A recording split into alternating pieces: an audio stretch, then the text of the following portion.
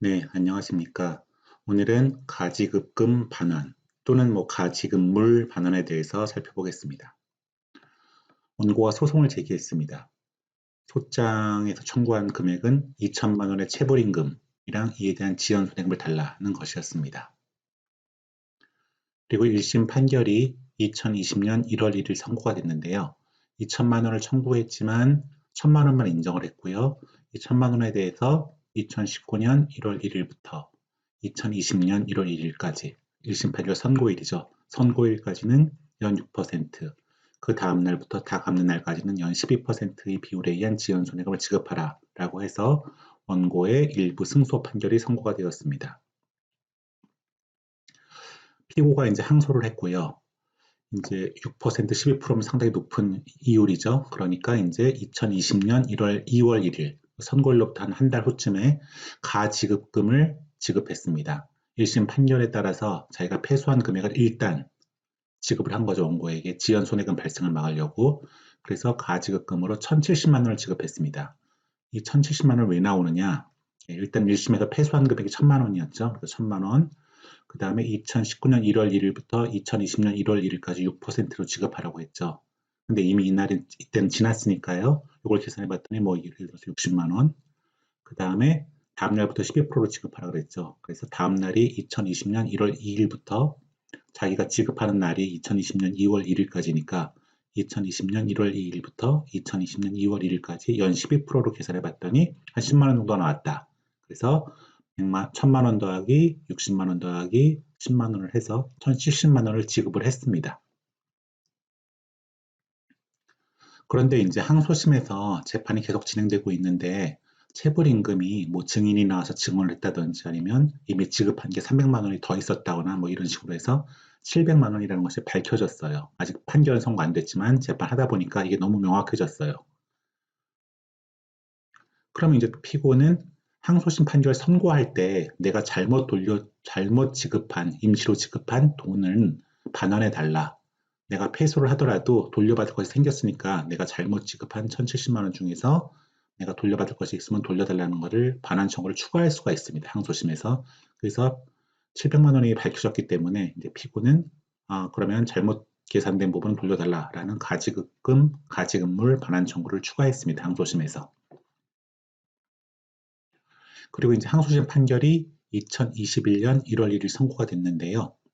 선고가 됐는데 역시 그 항소심 재판 중에 밝혀진 바와 같이 원금은 700만 원, 체불임금은 700만 원을 지급하고 그다음에 2019년 1월 1일 똑같죠. 1심 판결 지연손해금 발생한 날이랑 2019년 1월 1일부터 2021년 1월 1일까지 즉 항소심 판결 선고일까지는 연 6%, 그 다음 날부터 다 갚는 날까지는 연 12%의 지연손해금을 지급하라라고 이제 피고의 항소가 일부 받아들여진 거죠. 1심 판결을 잘못 판결했다는 거죠. 그래서 이렇게 판결이 선고가 됐습니다. 그러면 이제 원래 줘야 될 것보다 원고한테 많이 갔으니까 이제 원고가 이제 반환을 해줘야겠죠. 자기 받는 거는 별개고 자기가 700만 원 받을 수 있는 건 별개고 이제 더 많이 받은 거는 반환을 해줘야겠죠. 그럼 얼마를 반환해 줘야 되느냐?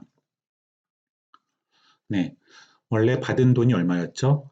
가지급 받은 돈이 1,070만 원이었죠. 그러니까 이 1,070만 원에서 원고가 승소한 게 2심에서 승소한 금액이 얼마였죠? 아까 700만 원 승소했다 그랬죠. 그 700만 원을 빼줘야 되겠죠. 이거는 반환할 필요가 없는 거니까요.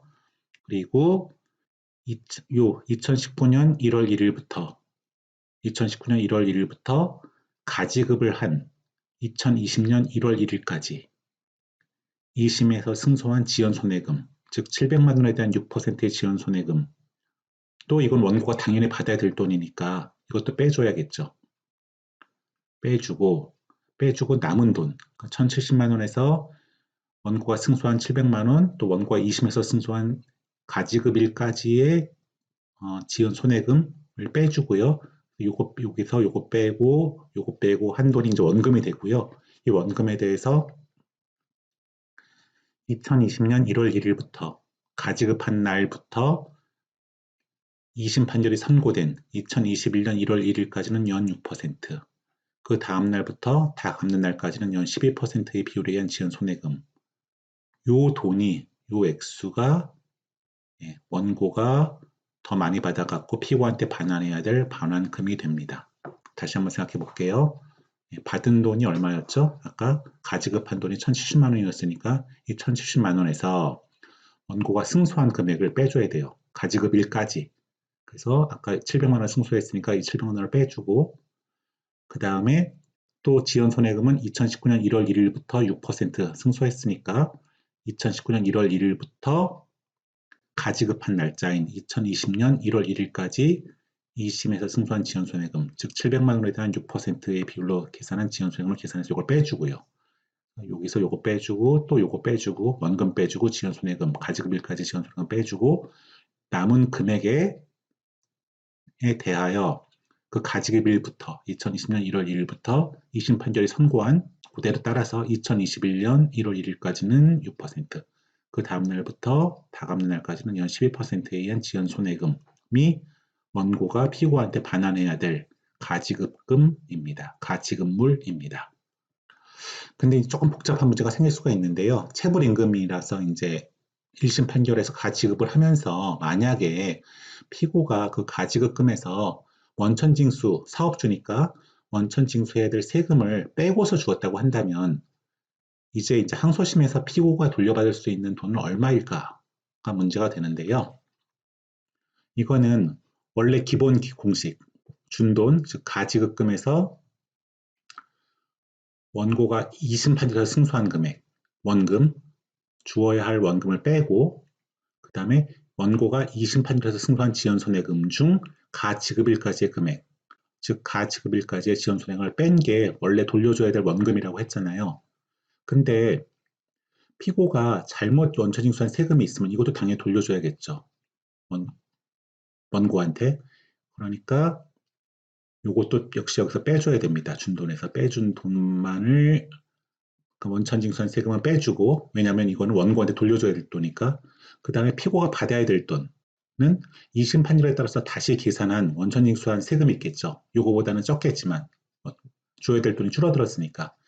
그러니까 원고에게 반환해야 될 거는 빼주고 그 다음에 다시 자기가 원고한테 받아야 될 돈, 2심 판결에 따라서 다시 계산한 원천징수한 세금은 더해주고 해서 결국 준돈 더하기 2심 판결에 따라 다시 계산한 원천징수할 세금 빼기 원고한테 주어야 될 원금 2심 판결에 따라서 그 다음에 또 2심 판결에 대해서 원고에게 주어야 될 가지불까지의 지연손해금 또 빼기 피고가 잘못 원천징수한 세금 이런 식의 공식으로 계산을 하면은 이제 가지급금의 원금이 나올 것이고요. 여기다가 위 금액에 대해서 가지급일부터 2심 판결 선고일까지는 연 6%, 그 다음 날부터 다 갚는 날까지는 연 12%의 비율로 계산한 지연손해금을 피고가 돌려받을 수 있는 금액이 됩니다. 좀 복잡하죠? 참고하십시오. 오늘은 여기까지입니다.